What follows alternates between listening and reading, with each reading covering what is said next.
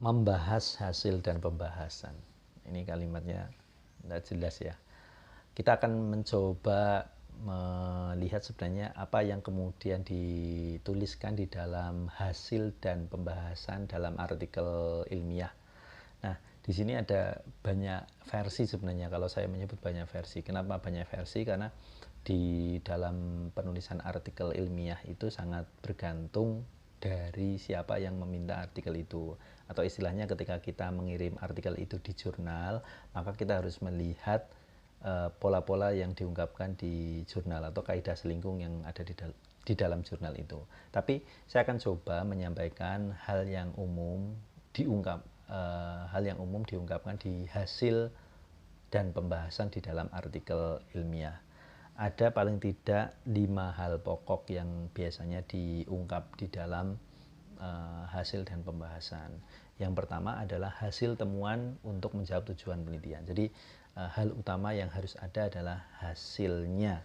Jadi ya, hasilnya ini kalau tidak ada jelas tidak bisa dianggap sebagai bagian dari bagian ini gitu ya. Jadi bab atau bagian hasil dan pembahasan itu ya isinya yang pertama adalah hasil penelitiannya, dan itu harus lengkap sesuai ya, lengkap sesuai dengan tujuan dari penulisan artikel itu atau tujuan dari penelitian. Jadi kalau tidak lengkap atau isinya kurang ya berarti belum memenuhi syarat sebagai hasil penelitian itu.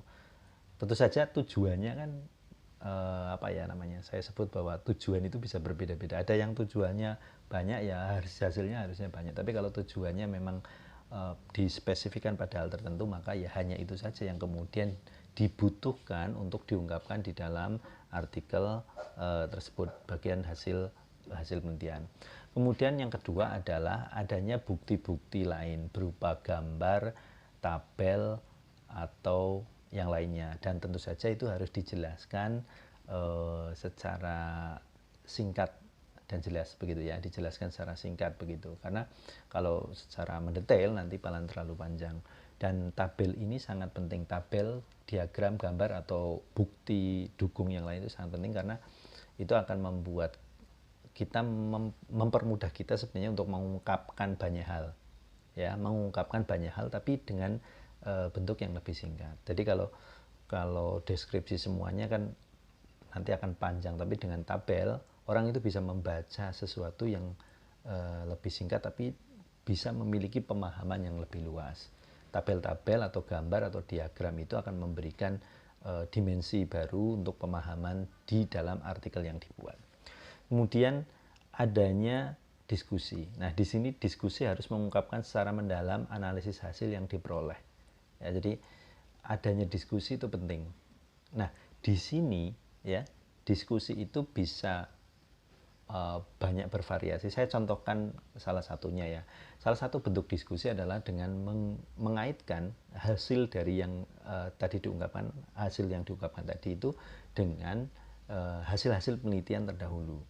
Dibandingkan apakah ada kesamaan, apakah ada perbedaan, apakah ada temuan baru, sehingga di situ jelas bahwa ternyata ada proses memahamkan antara hasil yang kemudian didapatkan dengan apa yang kemudian ada di sekitarnya itu, maksudnya adalah hal-hal keilmuan terkait dengan itu, baik buku, artikel sebelumnya atau penelitian sebelumnya, sehingga di situ ada proses saya sebut tadi pengungkapan bukti-bukti begitu ya.